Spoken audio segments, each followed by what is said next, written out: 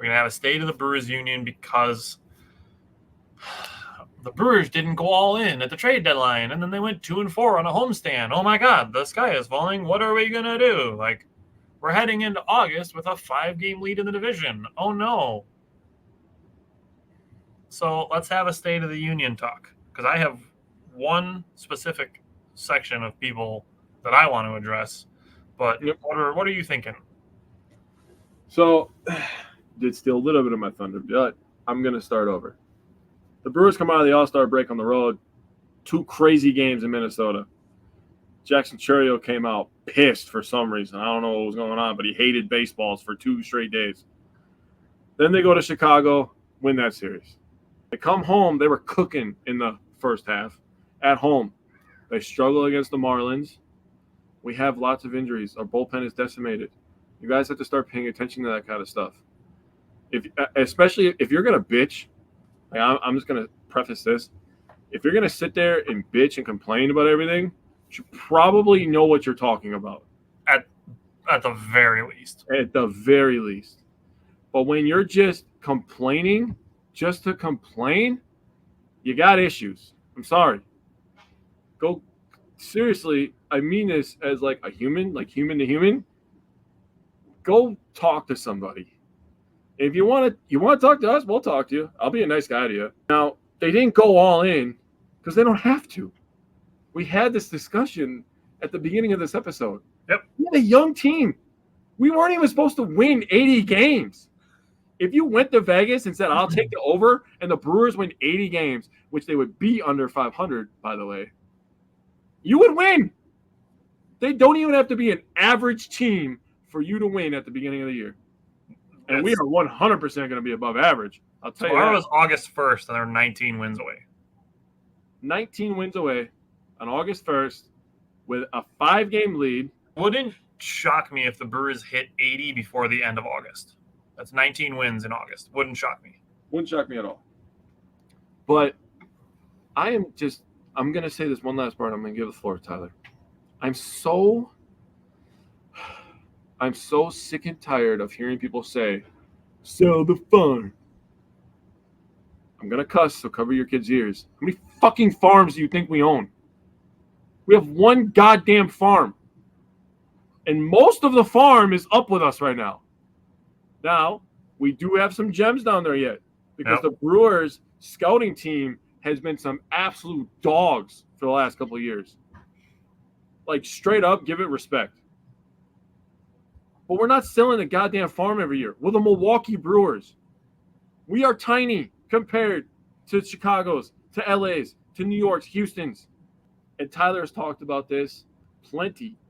And he put a really good video together of Pat Murphy talking about the people being the asset.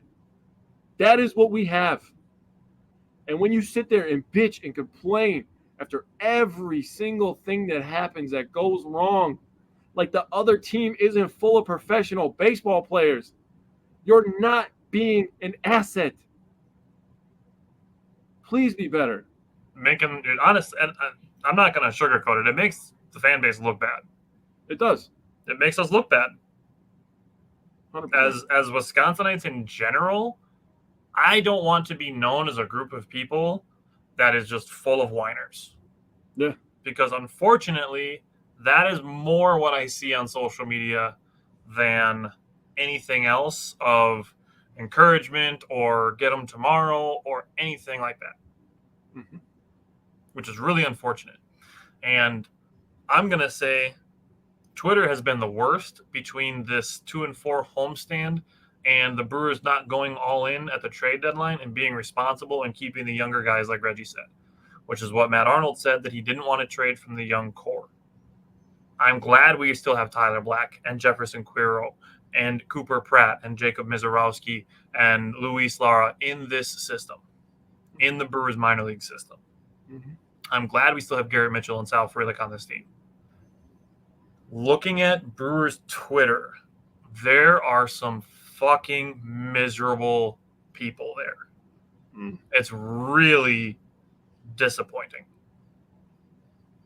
And, I'm just the host of a podcast. I'm not an authority figure of any means, But I'm going to say, as somebody who hosts a podcast that is dedicated to being optimistic and realistic, I am disappointed in the way that people who are in the same groups as I am, as peers, as Brewers fans, as Wisconsinites, I am disappointed in the way that my peers are acting.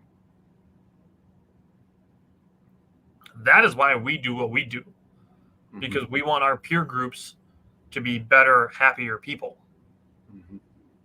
so that the people around them, by extension, the people around us, the people around them, the people that our children are going to be around when they grow up, will be happier people, will be better sports fans, will be happier sports fans who will enjoy sports more because they don't get so caught up in not everything going their way all the time, every day, every second, every game, every result, every practice, every trade deadline, everything always going perfectly, because it's not.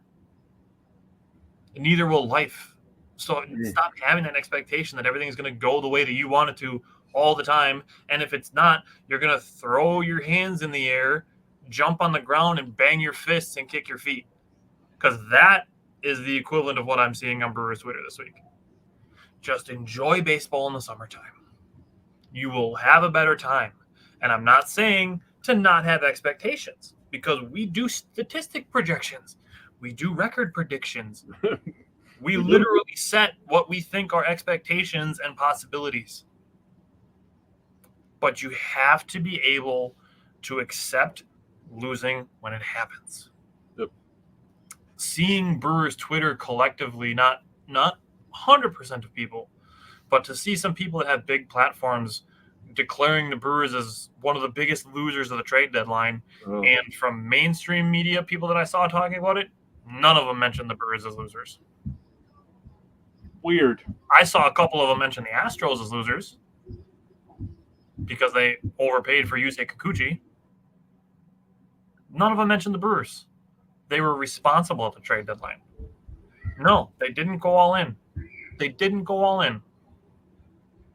So what? Brandon mentioned it earlier that this year was about getting younger guys experience. So why go out and get a bunch of rentals? Because the Brewers, unlike Dodgers or Yankees or Red Sox or Cubs, are not in a position to go and buy players to fill in the roles that are going to be vacated by those rentals. The Brewers have to fill any rental positions with inexpensive free agents or prospects. Yep. So if you sell a bunch of prospects for a rental, not only does that leave you with a hole in your major league roster and your minor league roster, 2 holes that you now have to fill. And no money to fill it with. That's how you set yourself back as opposed to propelling yourself forward. Because there's no guarantee that Jack Flaherty or Eric Fetty was going to guarantee the Brewers anything more than what they're going to get now without them. And they kept their young players.